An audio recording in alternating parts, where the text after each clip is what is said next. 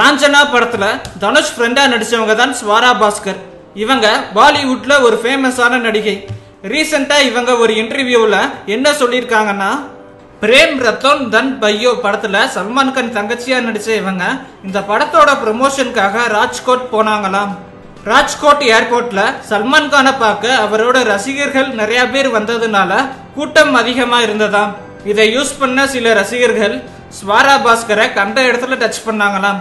அப்போ அனுபம் கேருங்கிற ஒரு நடிகர் தான் இவங்களை காப்பாத்தி ஒரு கார்ல அனுப்பி வச்சாராம்.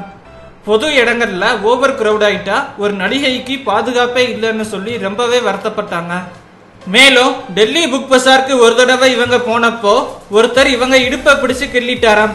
உடனே டென்ஷனான இவங்க பலார்னு அவர் கன்னத்திலே அரைஞ்சிட்டாங்களாம்.